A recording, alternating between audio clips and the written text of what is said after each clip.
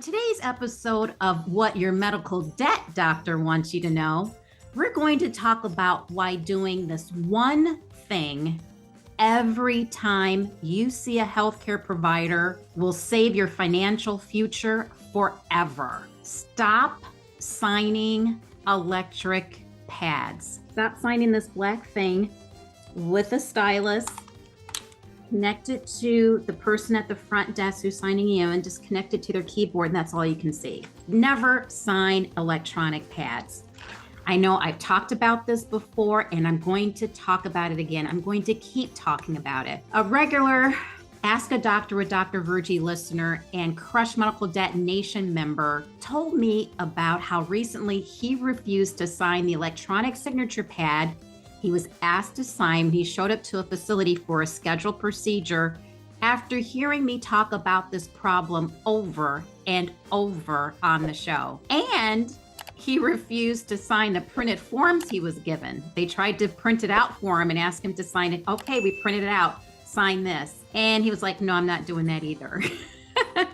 He says, I'm not signing these printed forms either. We'll talk about that later. But his story reminded me that I had to stop and sit down to remind folks living in the United States to please stop signing things that will ruin your financial future. When we go to hospitals, medical centers, and health providers, we're asked to sign consents for treatment and financial agreements to pay for the treatment, right? Okay. We're used to getting handed sheets of paper with a lot of fine print, but they were paper. You could protect yourself from making a commitment to pay whatever the medical facility wants to charge you by finding the section that talks about getting bills, things like section with words that include financial agreement or finances or payment or responsibility. You could flip through, look for those words, and just X out any section on the papers that included those words, and then write in, quote, I agree to appropriate treatment and charges up to Medicare rates, unquote. Initial it, sign at the bottom where it says to sign, and you're done. The reason why you need to X out the financial jargon sections and replace it with the statement, quote, I agree to appropriate treatment and charges up to Medicare rates, unquote, is because by federal law, specifically the Fair Debt Collections Practices Act, debt collectors must be able to show a signed financial agreement, must show your signature to be able to come after you at any point in the future for any debt they claim you owe. But now in the post-COVID era, healthcare facilities are asking you to sign these electronic pads, which are, again, connected to nothing, which means anything can be put in there. What are you signing? What are you signing? They're connected to nothing. What are you signing? And you're told, well, this is more sanitary because we can wipe it off. Well, yeah, but you're still touching it after you wipe it off. I'm not sure that is much more sanitary than me being able to see where you touch the piece of paper and I'm going to touch a different location on that paper. Don't believe the hype, really. It's just not significantly more sanitary. I just don't believe it. It's just thinking about the microbiology of it all, nah. But most importantly, it prevents you from being able to X out the commitment to pay section, and it prevents you from being able to write in, I agree to appropriate treatment and charges up to Medicare rates. You sign this electronic signature pad with the stylus, and that's it. You sign this and you've given the entire medical system a signed blank check.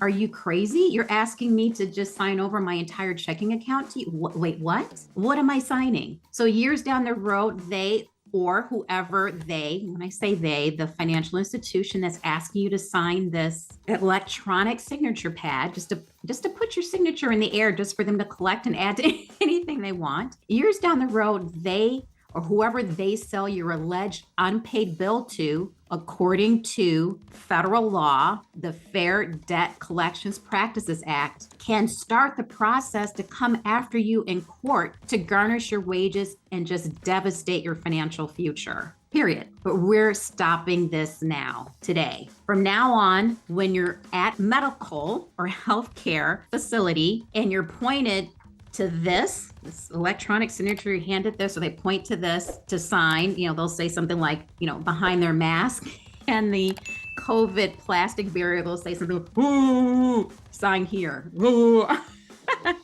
You're going to stop everything. And it doesn't matter how many people are in line behind you. It doesn't matter how sick you are, how much pain you're in, how dizzy you are. Politely ask for a printout of the paper they're asking you to sign. First thing, just say, you know what, I can't sign this. I can only sign things that are printed out. And, they'll say to me when I go into these facilities, it could just be like my orthopedic surgeon or physical therapy. They'll ask me to sign something, sign here. And I'll say, well, no, I can't sign this. I need to be able to read it. I need you to print out actual paper document. I can't sign things that aren't on paper. I need to be able to read it. Thank you. They'll say, well, it's just our notices to let you know what our COVID protection practices are, or our privacy protection or HIPAA privacy practices are. Okay, great. Print it out and I'll sign it. Now, let's say it's an emergency and you really are sick, in severe pain, afraid, you're dizzy, you can't read, you're lightheaded, your vision is blurry. Still ask them to print it out and sign it, and you don't have to look at it. You don't have to sign it. That's an emergency situation. If you're that sick, uncomfortable, dizzy, afraid, in pain, bleeding, it's an emergency situation. The providers are going to take care of you whether you sign it or not. But if you're able to, number two, read it, what you've been printed out, when you're given the paper that you've asked for, you're going to cross out sections that appear to be related to financial agreements and billing. So you're going to look for, just glance through each paragraph and just make sure there's no words that pop out that starts with like financial or finance or agreements or billing or payment or responsibility. That's a big word, financial responsibility or responsibility. And you're going to, number three, write in, quote, I agree to appropriate treatment and charges up to Medicare rates. That's it. Just because someone or a medical facility may be saving your health or maybe even your life or that of your loved one doesn't mean you should allow them to kill and destroy your financial future. Don't let this keep happening to you. It stops today. Now, our listener who said that he doesn't sign anything, he doesn't sign any paper at all. Okay, and I understand and I appreciate why he says, I don't sign anything. In this case, it was not an emergency. And he has a particular type of insurance where he has both Medicare and Medicaid. And the thing with Medicare and Medicaid is by federal law, neither Medicaid, which is state health insurance, nor Medicare, which is federal health insurance, can balance bill. The providers are prevented from, if they agree to take Medicare and Medicaid, they are banned from what's called balance billing. Balance billing is when someone agrees to be a part of an insurance network to take whatever the payment that insurance company agrees to pay a provider in exchange for having access to all of their members. So let's say that for a particular service, the provider charges $100. The insurance company or an organization, in this case, Medicare and Medicaid, will say, you know what, we only pay $10 for these procedures, for this particular, procedure. Balance billing is if the provider, essentially, who's agreed, signed a contract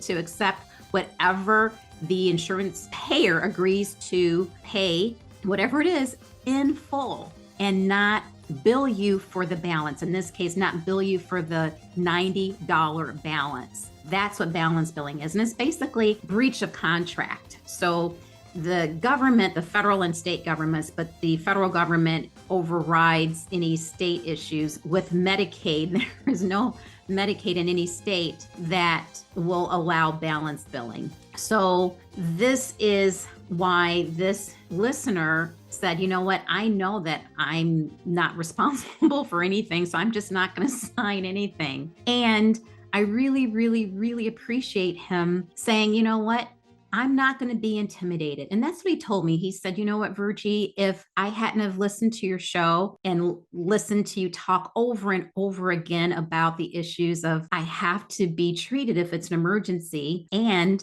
I have rights to be able to say, no, I'm only going to pay this. I'm only going to agree to pay this or that. He says, I would have been intimidated and I would have signed anything. But he says, and after listening to you, because I happen to know my particular insurance is Medicare and Medicaid. And with Medicaid, we're not allowed to be balance billed at all. We don't get any bills. I was very, very empowered to say, no, I'm not signing anything. I'm really proud of him. I'm really proud of this Crush Medical Debt Nation member, and we can do it. We can do it, folks. We can protect our financial lives.